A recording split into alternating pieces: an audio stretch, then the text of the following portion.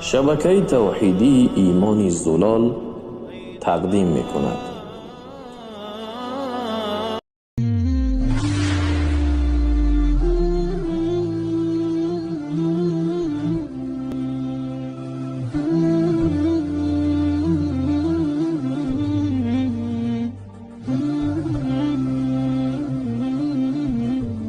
برای دیدن بیشتری مطالب اسلامی کانال یوتیوبی ایمان زلال را سابسکرایب نموده زنگوله را فشار دهید.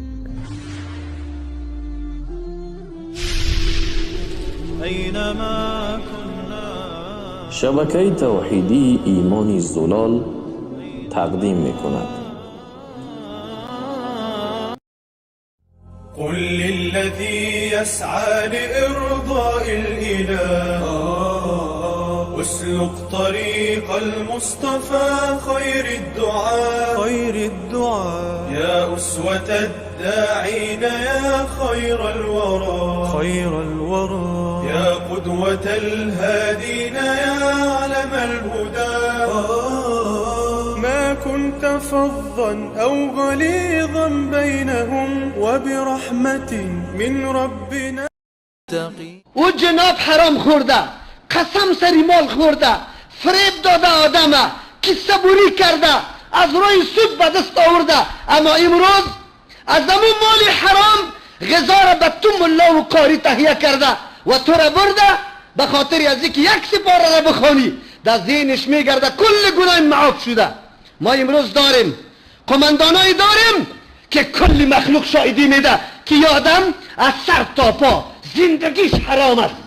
یک روز ما ندیدیم محنت کشیده باشه، عرق ریختانده باشه، مال و ملک مردم چون و چپاول کرده، اما در پالویش مسجد هم جور کرده، به نامش مسجد یاد میشه، به نامش مدرسه یاد میشه، به نامش چای یاد میشه. این آدم خطا شده. قرآن کریم میتور شخصا میگه افرأیت الذی تولی، خبر بده پیغمبر، دیدی اون شخصی را که از پورا قبول کردن حق سرپیچی داره، به تمام احکام اسلام پابند نیست، تسلیم نیست. وقتی که برش میگی که با یهود و نصارا دوستی نکو، اینا نمیپذیره. وقتی که میگی که از سود نخو، اینا نمیپذیره. وقتی که میگی ظلم سری مردم نکو، اینا نمیپذیره. ملکت حقی مردم به ناحق دعوا میکنه، به زور زبردستی خود، به رشوت و رویداری خود ملک و مال مردم چور و چپاول کرده. اینطور آدم سبا روز مسجد جور میکنه. قرآن همینطور اشخاص مورد خطاب قرار میده، به پیغمبر میده خبر بده از این شخص عنده علم الغیب فهو یرا و عطا قلیل وقتا داده کمکی چیزی را در راه الله، یا بعضی احکام اسلام پذیرفته دیگه خود بند کرده نمیپذیره، فکر میکنه که من نجات پیدا کردم. نه الله علم غیب داره پیشش که همین قدر که پذیرفته از اسلام همین کافی شد، سبب نجاتی شد، در جنت داخل میکنه شه. نداشته باشیم تصور غلط. تصور غلط از او کسایی بود که در مقابل رسول الله قرار گرفته بودن. الله یارم عظمتشون بیان میکنه. اما تاسف است امروز در این معاشره اسلام، امروز در این معاشره که دعوای اسلام میشه، همچو افراد وجود داره. شراب می نوشن، قمار میزنن، در لهو و لعب و عیاشی خو کل عمر سپری کرده. یک روز دلش به یک گرد مسلمان نرنجیده، ظلمای کفار مستبده روز مرز مکده او خوب میبینه، قلبی زوا داره، اما در قلبش گوشه از نرمی و درد در مقابل مسلمان پیدا نشده. یادم هم فکر میکنه که به یک جور کردن مسجد من نجات پیدا میکنم. کلا قطعا نه، به یک ختم کردن و بردن قاری صاحب تو نجات پیدا کردن نمیتونی برادرم. اسلام نظام جامع است، نظام مکمل است، از روز تولدت تا که در قبر نهاده میشی. الله از تو مطالبه پذیرفتن حکم الله را میکنه. شما سوال براتون پیدا میشه در قبر یادم چطور که مانده میشه. اینجا مکلف است، بله. زمانی که در جان کندن بود اولین چیزی که سر ازی فرض بود، دیده بود که اقاربم بدعت میکنه، دیده بود که اقاربم گریانای بیجا میکنه، توصیه بکنه که بعد از مرگ من این کارهای حرام شما انجام نده. اگر یادم توصیه نکرد دمی قبر مکلف است، دمی قبر الله عذاب برش داده رو ایسته. ان المیت لیعذب ببکاء اهله. رسول الله صلی الله علیه و سلم میفرماید به گریان اهلش مرده عذاب داده میشه. گریه روا میکنه، عذاب به این داده میشه به خاطری که خوب خبر بود که در قریه ما، در خانه دانی ما، در عائله و اهل ما مرده که میشه همینطور گریانا و سر و صدای زیاد میکنه، شکایت ها میکنه، صبر نمیکنه، به قضا و به فرمان الهی تسلیم نیست. ای باید گردن خود خلاص کنه، توصیه بکنه. امروز مردم ما از این دنیا رحلت میکنه، مخلوق الله حقوقش در گردنش است. وصیت به بدعت ها میکنه، وصیت به ادای حقوق نمیکنه که اینقدر مال مردم خوردیم، بلکه هنوزم میگه که گنبد در سر قبرم جور کنه، قبر مرا فقط مرکز شرک جور کنه، قبر مرا سبب آزار و اذیت ملت و مردم جور کنه. اینطوری توصیه ها میکنه. این مردم نگویه که ما اسلام مکمل پذیرفتیم، نپذیرفته. برادرها، سود گناه کبیره است. کدام گناه های کبیره؟ گناه های کبیره که مهلکات است، انسان هلاک میسازه. ابی هریره رضی الله عنه میفرماید قال رسول الله صلی الله علیه و سلم، پیغمبر علیه السلام فرمود اجتنبوا السبع الموبقات. از 7 گناهی که سبب هلاکت انسان میشه خودداری کنه، یک طرف شوه که تباه و برباد میشی. قال یا رسول الله و ما هن؟ و 7 گناهی که سبب هلاکت انسان و گناه کبیره است کدام است؟ رسول الله میگه شرک بالله، به الله متعال شریک آوردن. معاشره خدا یک نظر بندازی، در این محیطی که ما و شما زیست و زندگی میکنیم، هر قبر در هر قریه مرکز شرک است، بابا خان است. بابا خان حاجت رواست، مشکل کشاست، در گردن بچم تار امو قبر آویزان است، در جیب بچم خاک امو قبر موجود است. خورده عمر در شرک تیر میشه، نمیشناسم شرکه، کلی عمر در شرک تیر میشه. رسول الله توصیه میکنه امت خدا نگاه کنی، خدا از گناهی که سبب هلاکت است. صحابه در صدد شناخت و معرفت گناه است و از عذاب الله میترسیدن و میفهمیدن این دنیا هیچ است، خیر است. اگر ما چیزی نداشتیم خو لیکن در جهنم عذاب نشویم. از او خاطر در صدد میشه رسول الله را میگه و ما هن یا رسول الله. رسول الله برش میگه الشرک بالله، شرک آوردن، شریک ساختن امرای الله. مخلوق عاجزه، مخلوق ناتوانه. پیر صاحبی که تا دین روزه حتی خبر نداره که مکی هستم، ایمانی خود خبر نداره، او را متصرف میدانه. در مساجد کابل امروز منای لنگی سفید کلا نزده به تو در سر منبر میگه مرشد ما بعد از اینکه از دنیا رفت روحش از کالبد آزاد شد، آلی زیاد تصرف داره است، سابقی زنده بود، آلی از آلی ما خبر داره، آلی فیضش برکتش به ما میرسه و از حالت ما خبر داره. امام تو مسلمان است، امام تو مسلمان است، پشت سرش نماز میخوانی. کسی که اینطور عقیده را داشته باشه که مرشدش بعد از مرگ تصرفش اضافه شده، او مشرک است یا موحد، لیکن امام توست، مسلمان. خبر شو، آگاه کو خدا، پشت کسی اقتدا میکنی نمیکنی. رسول الله میگه نگاه کنی خدا. الشرک بالله. کدام روز در ترجمه قرآن نشستی که تو شرک بشناسی؟ کلی عمری تا در دکان تیر کردی، در موتروانی تیر کردی، در کلینری تیر کردی، در دیقانی تیر کردی، در تحصیل یک کورس نصوبکی ماندی نخفتن، دواندی بلکه دشانه پیسر طویل که درایی بودی. او مسلمان، تو را بالله قسم دمی عمرت کدام وقت در ترجمه قرآن تیر کردی که تو شرک بشناسی، توحید الله را بشناسی؟ توصیه رسول الله را قبول کردن، گپی رسول الله را پذیرفتن. دین کی را میگه؟ ما وقت نظر میکنیم بس اوقات خود در خطر میفتیم، در خوف میفتیم که الله یقینا ما نشویم از او جمله. که دعوا و ادعا میکنیم که رسول الله را قبول دارم، گپایش نمیگه که چشمم است، اما روز مرا مخالفت رسول الله را کرده رایستم، توصیه پیغمبر را نادیده گرفته رایستم، با چشمی واضح حرکت میکنم، پایمال میکنم گپ رسول الله را. ما چه قسم باشم؟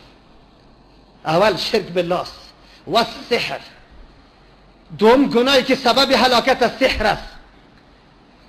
ساحر هست نه او یک کمی خونی فرخونده، خواهری که الله برش مغفرت نصیب بکنه، او یک کمی رنگ آورد، این ساحره و این منتر بازای هندو غیر هندو از روی سرک یک کمی جمع شد، وگرنه بچه و دختری تا قسم بده که چند مرتبه اوجا رفته، ایمانش کوچ کرده، تصدیق کرده امو مردمه نرفته. 4 روز خواستگاری میری، در روز 5م زنی در دم آشنایی پیدا کرده، توتکه ها گرفته، بختش بند شده، دختریت که توی نمیشه بختش بند شده. امروز در دهی و عصر مردم ها پیدا شده که بختار آزاد میکنه. عجیب است. شما چی عقیده داره؟ رکن ایمانتان چی بود؟ وان تؤمن بالقدر و چیست خیره و شره، اندازه خیر و شر از جانب کیست؟ از جانب کیست؟ لیکن زنی تو در پیش ملای جادوگر نشسته، سرنوشت دختری بچه خدا دور کرده رایسته، بیگاه قطعی تو در دسترخوان نان میخوره، اما او مشرک شده، نکاحش حالی قطع میشه، تو قطعش زنا میکنی. کجاست اسلام؟ چرا خدا آگاه نمیکنیم، خبر نمیکنیم؟ ما هنوزه بیگاه برد نشسته که پیش ملا رفته بودم، ملا بگشه او جادوگره، او شیطانه، او خبیثه، او لعنتیه. این مردم ملا میگه. چی میگه؟ چی زمان آمده نام پاک سری کدام خبیثا گرفته میشه. از شوهر خود میگه رفته بودم 2000 مردکه 2000 افغانی طلب میکنه، یکی نباشه بختی دختری دو بختی بچه باز نمیشه. 2000 پر تو انداختی، تصدیق کردی یا تکذیب کردی؟ راستی تا بگو. تصدیق کردی، ایمان در قلبت باقی میمونه. تصدیق کردی، بختی تا وابسته به یک جادوگر دانستی، سرنوشت زندگی تا با او ارتباط دادی. تو مسلمان، کدام مسلمان؟ چه قسم مسلمان؟ عجیب است، بسیار عجیب است. ای کاش که ما دین بدانیم. یقینا هر قدر که بزنیم که پس در گرد کتاب الله نشینیم، در پشت میز حدیث رسول الله نشینیم، دین یاد نمیشه. به یک تسبیح انداختن، به یک ریش ماندن، به یک دستمال در سر انداختن، به یک لنگی زدن انسان مسلمان نمیشه. مسلمان فهم دین کامل میخواه. پیغمبر میگه سحر است. سوم برش میگه و قتل النفس التي حرم الله الا بالحق، کشتن او نفسی که الله تعرض به او خون حرام ساخته مگر که به حق باشه. حق به 3 چیز است که دین ترک کنه مرتد شوه. حکومت اسلامی او را استفسار میکنه، بعد از او من بدل دینه فاقتلوه، حدیث بخاری شریف است. دیگه از سیب و زانی توی کرده است، زن یا مرد توی داره لیکن بازم زنا کرده، رجم شوه، سنگسار شوه، خونش حلال میشه. دیگه کدام است؟ قتل النفس، بنا حق یک نفس قتل کرده قصاص میشه. این بالحق است. غیر از او خون مسلمان ریختن بری تو نارواست. یام از 7 موبقات است، 7 گناهی که انسان به هلاکت میرساند. امروز بادیگارد محترم ما این قماندانای ظالم کی ظالم ساخته؟ ولا ترکنوا الی الذین ظلموا. بچه تو آجی صاحب است خو، بچه تو صوفی صاحب است خو، او ظالم 1 نفر است. 10 نفر بادیگاردی نعوذ بالله که نه حد میشناسه نه نمازه، فقط قماندان خود میشناسه. آدمی رویدار برش میگه به عزت کو به عزت میکنه، قتل کو قتل میکنه، هر امری دستور کی میشه. امر الله را خبر نداره، نماز صبح نمیخونه، بله چرس و بنگش برش میرسه، شراب برش میرسه.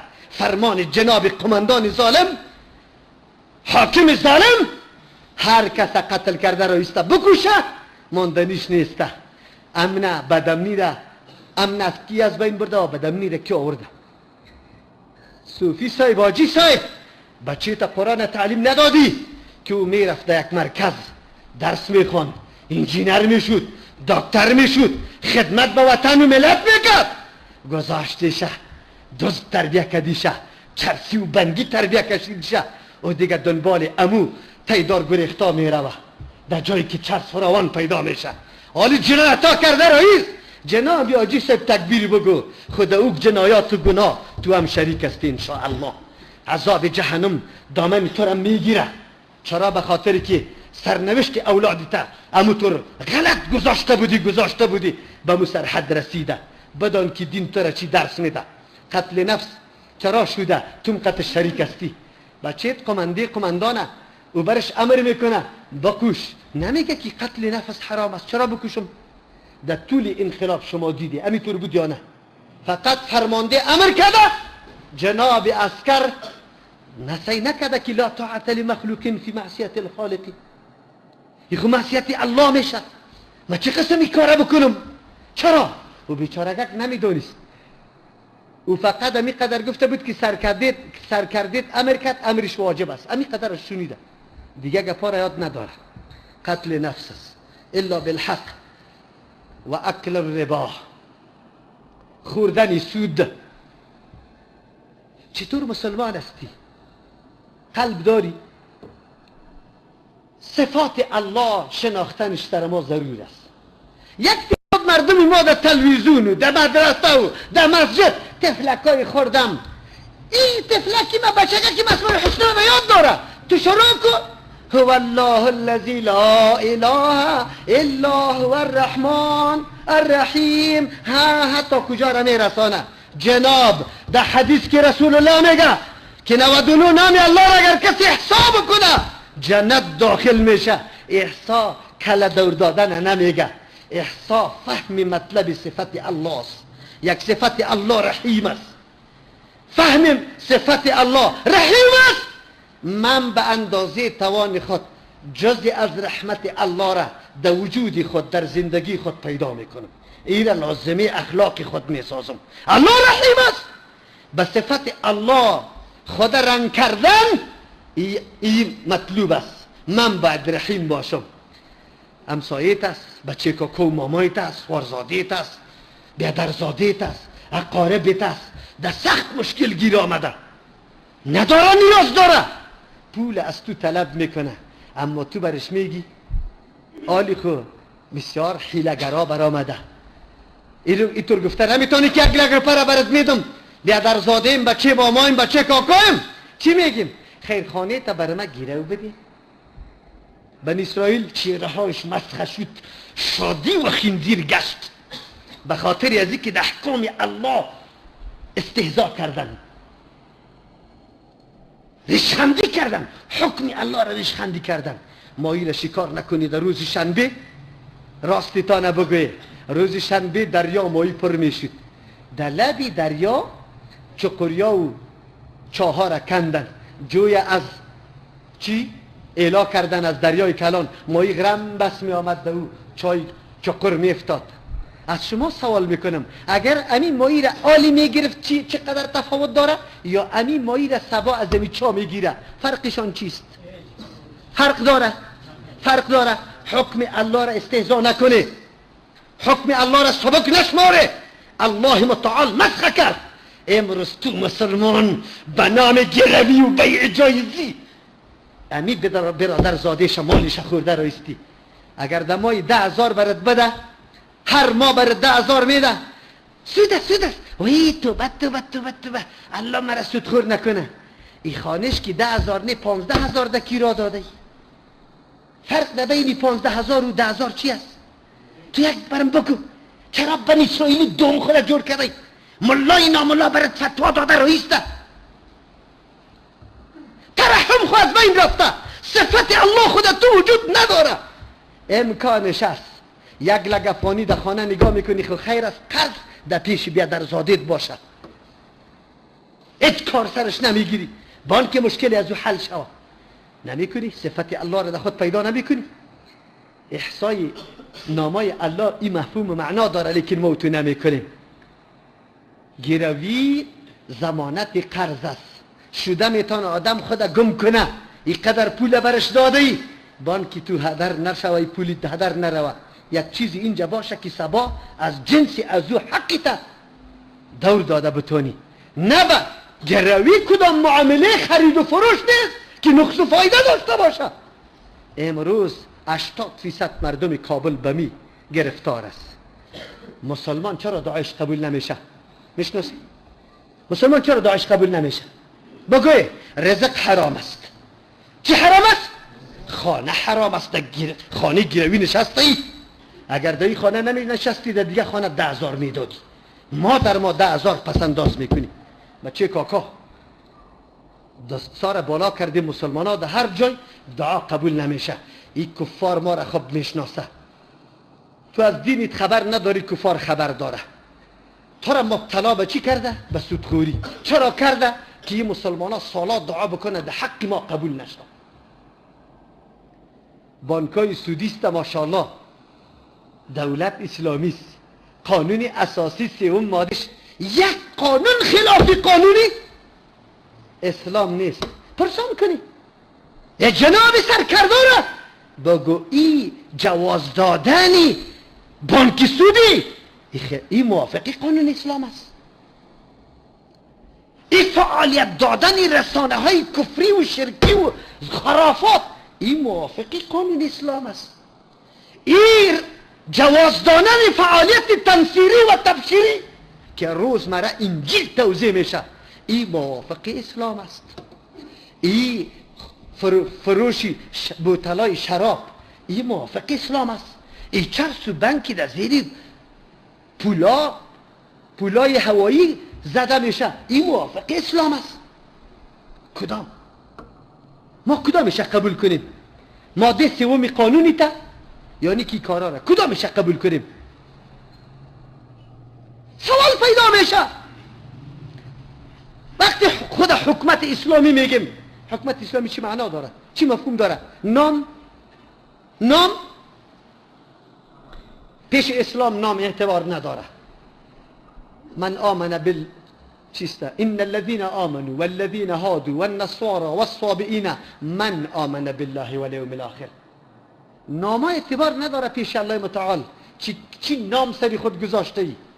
معتبر عقیده است و عمل صالح است. عقیده و عمل صالح چی میگه؟ کدامش موجود است؟ دنیا بانکا در این وطن آمده به نام قرضه ها تمام مردم در سود آغشته کرده. تو خود در نماز جمعه آمده یا در یک روز در ترجمه قرآن شیشتی یکمه که در گوشه و کناری دماغی موضوع سود آمده ولا یک پرسان از عالم میکنی که همی کار بکنم سود است یا نه.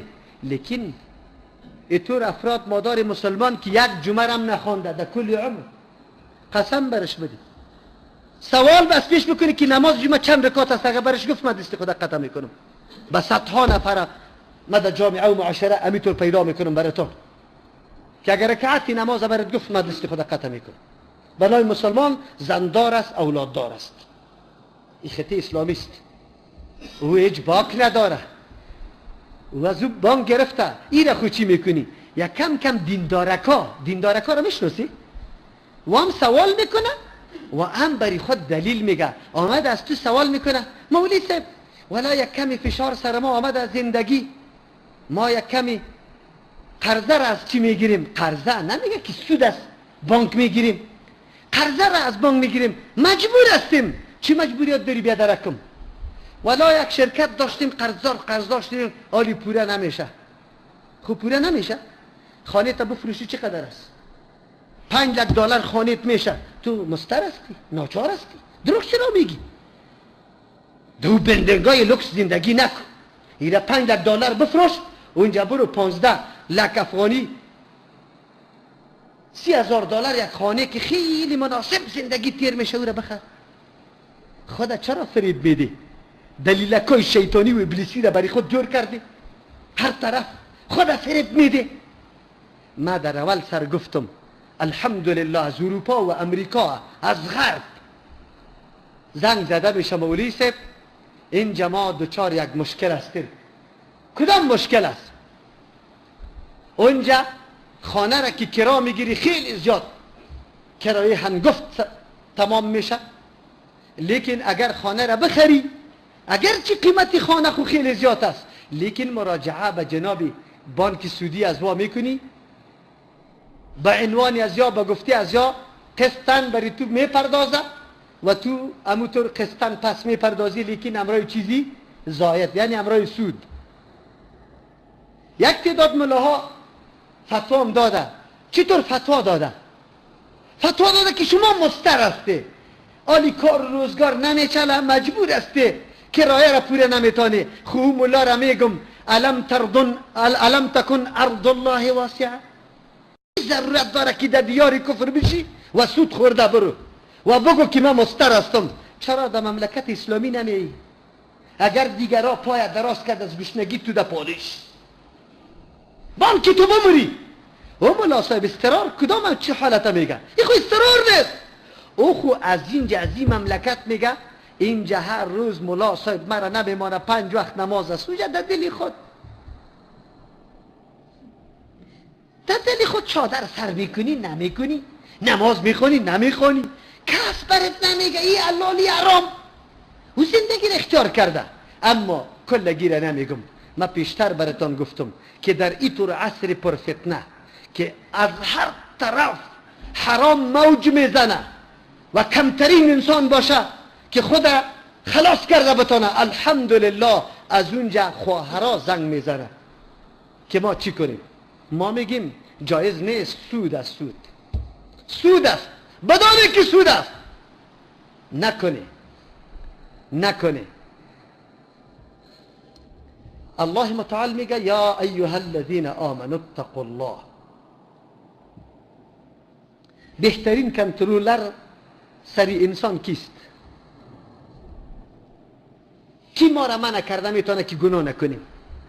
از همین حالت کی خبر داره که من مستر هستم، ناچار هستم یا ناچار نیستم؟ هیچ کس هم خبر نداره. در ظاهر در بیرون من 1000 عذر پیش میکنم، 1000 تو را اینطور قناعت بدم که پرسان نکو. الله متعال میگه او جناب، شاید مولوی صاحبه با 2 دلایل قناعت بدی و برات بگویا که خیر است، برو چیکو بگی، لیکن تو بدانی که معامله پیش تو کیست؟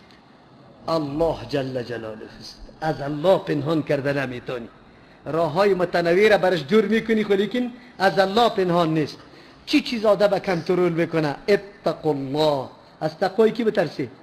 از الله بترسی، از عذابش. در وجودی تو باید تقوا باشه. قوتی که تو را نمیگذاره قدم مخالفت از دین بالا کنی، اونمو قوت. این قوت از کجا پیدا میشه برادرها؟ من یک روز در قرآن ننشستم، من یک روز در درس حدیث ننشستم، من یک روز در جمعه نامدم، گپ نشوریدم. این تقوا و اینه. آیا در مجالسی تمام شو تو را به الله قسم خنده بازار میگه یا چی میگه؟ این شبکه ها خو بجز از فساد، بجز از بین بردن زای ساختن وقت قیمتی مومنان دیگه کار نکرده. او تو جناب یک بیگم خطا نمیکنی، گای به نام تلک و گای به نام خانده بازار، کلی عمر تزایی کردی در لهو و لعب. در این طور مراکز نامدی. از کجا شناختی تقوا را؟ اونجا غیر از ریشخندی و توهین کردن مردم دیگه چیز نشناختی. مسلمان خدا گفته یا نه؟ تقوا از کجا پیدا میشه؟ آیات الله بیان شوه، عذاب الله بیان شوه، عذاب آتشی که الله فروخته او برات بیان شوه. او خود قرآن است. ما خود قرآن نشنیدیم. خشیت الله در قلب جا بگیره، آلی تو را نمیگذاره که کاری خلافه بکنی. از کجا تقوا پیدا میشه؟ خو الله متعال از همون خاطر میگه یا ایها الذین آمنو اتقوا الله. از الله بترسی. امی کلمه اتقوا الله را که میگه پیادی نیست دوستا. اتقوا الله. از کی بترس؟ از الله. از مخالفت حکم الله بترس. از الله آدم نمیترسه. الله رحمان ذات است. مرا به وجود آورده، سر من انعامات کرده، ارزانی کرده، تمام اسباب زندگی را برای مهیا کرده. از چرا بترسم؟ از مخالفت حکم و فرمانش بترس که کدام فرمان الله داده مخالفتش نکن. الله را میشناسی؟ الله را میشناسی؟ از نیت و اراده و هدفت که قدم بالا میکنی، لب شور میدی، مکمل آگاه و خبر است. همه چیزی تصفیه شده پیش از اوست. و ذرو ما بقی من الربا، بگذار آن چیزی که باقی مانده از سود. زمان جاهلیت سود رواج بود. نظام مقدس اسلام آمد، معاشره را از لوس ای کینه و کدورت، ای ظلم و بربریت، ای دشمنی و نعوذ بالله تزاید اموال و تکاثر اموال منع میکنه. اسلام روح ترحمه، روح مساعدت، روح همدردی را، روح برادری را در قلب جا به جا میکنه. نظام مقدس اسلام آمده برشان اعلان میکنه بگذاری ما بقیه من الربا. خو لیکن کدام قید الله میگه؟ این کنتم مؤمنین. اگر کسی مؤمن است سود میگذاره. عالم که ما و شما آغشته هستیم که وقتی شنیدیم، امروز شنیدیم گپا، همی دیستی ترک میکنیم. سری کسی که معامله دارم برش میگم که بیادره کن، خلاص دیگه من دیگه ای کار کرده نمیتونم او نمیشه. چرا؟ ایمانم در خطر است. اگر ایمان در خطر نباشه الله بعد از او چی میگه؟ بعد از او میگه فَإِن لَمْ تَفْعَلُوا، اگر ای کار نکردی، سود نگذاشتی، باز ادامه داده، فَأْذَنُوا بِحَرْبٍ مِّنَ اللَّهِ وَرَسُولِهِ، خبردار شوی، خود آماده به جنگ الله و رسول الله کنی. توان داری که با الله محاربه کنی؟ توان داری که با رسول الله محاربه کنی؟ دو مطلب داره آیت. یک آیت است حکومت اسلامی باشه و یک شخص امی کار انجام میده، حکومت برای این مردکه را منع کنه. اگر این برآمد بغاوت کرد گفت که من ماندنیش نیستم، حکومت قطعی جنگ بکنه. مثل که ابوبکر رضی الله عنه امرای مانعین زکات چی کرد؟ قتال کرد، جهاد کرد تا که به این حکم تسلیم شدن. در نظام اسلامی نمی قسم جنگ بکن. یک. دوم، این محاربه حسی نیست که سنگر به سنگر شم تیراندازی شوه، یا در جانی تو بخوره یا در جانی ما. این محاربه معنوی است. الله متعال تو را آگاه میکنه ای بنده، در مقام تعرض الله خود قرار نده که باز تو مقابله با الله نمیتونی. اگر این کار کردی نفستا جانتا در معرض غضب الله قرار دادی. اطور ذلیلت بکنه، اطور عزتت پایمال شوه، اطور آبرویت بریزه که پرسان نکن. و کل سطخورا را شاید در آخر شما مشاهده کرده باشی که امی رقم شده. ما در منطقه خود در یادم است قافلای مرکب شب تیر می شد، یک قربان می گفت سود غلای سود بار کده، سرک قدی سرک 20 مرکب 30 مرکب بار بود. بیچاره مردمای غریبی که خرمنکی خود مالی نبود یا رفتن می رفتن در مقابل قرضی که داده بود امو مالیدگیش مکمل در جوال پر کده می آوردن در سود. روزگار آمد که بچهش در قریه ما آرد برش جمع کردیم. چی کردیم؟ آرد برش جمع کردیم. این گپی من نیست، این گپی الله متعال است. برابر میکنی خدا با جنگ به امرای الله؟ بله، سود گناهی کبیره خیلی بزرگ است. عبدالله ابن مسعود رضی الله عنه می فرماید لعن رسول الله صلی الله علیه وسلم، لعنت کرده پیغمبر. لعنت میشناسی؟ دعای بد.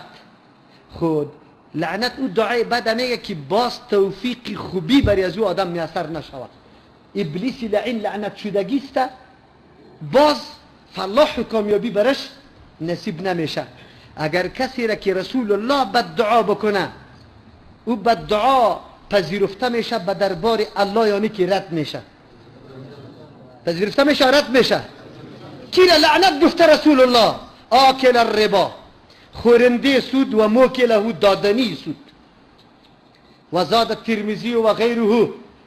دیگه کتابای سنن مثل ابو داود و ترمذی رحمت الله علیهما ایره اضافه کرده، گفته و شاهدیه و کاتبه، و رسول الله لعنت کرده کسی که شاهد بالای سود است و کسی که خطش نوشته کرده. راهنمای معاملات با خبر شو، اگر سند گیروی را نوشته کرده ایدهش داخل هستی، خبرداری نه. تو که معاملات گرفتی یک دفعه مراجعه به ملا بکن، شاید ملا براتان گفته باشه گیروی را سندش نوشته کنه. چه رقم گیروی را؟ گیروی یک سند قرض است. گیروی را بگه که در قبضی از او باشه اما منفعت از پیشش نگیره. دیگرها میگه مولوی صاحب او سری پیسه کار میکنه. قرآن کریم و آیت پیش در جمعه دیگه گفته بودم احل الله البیع و حرم الربا. مشرکین میگفتن انما البیع مثل الربا، بیع به مثل سود است. در سود فایده میگیری، چند روپه را میگیری، در عوضش یک چیز جایت. در بیع هم جنس به 10 روپه خریده در سری از اون میفروشی 20 روپه را میگیری، 10 روپه فایده. چه فرقی است؟ قرآن دیگه جوابا را اضافه نمیکنه، تنها می قدر میگه و احل الله البیع و حرم الربا. الله بیع را حلال کرده. چرا؟ در بیع همیشه احتمال 10 روپه فایده نیست. جنس گرفته سوار و سی بکنی که 5 روپه شده. اما ربا چرا حرام است؟ قطعا یک جانب در تاوان قرار نداره. قرار در گیروی قرار داره، یک جانب در تاوان. یک جانب قطعا در گیروی در تاوان قرار نداره. جانبی که پول گرفته از اینجا بار آمد و دست چاقو را سر کشیده پرتو برو بخیر. تو خورده را هستی. حیله ها بازی ها نکنیم. راهنمای معاملات کسی که در اینطور معاملات شاهد میشه و کاتب است.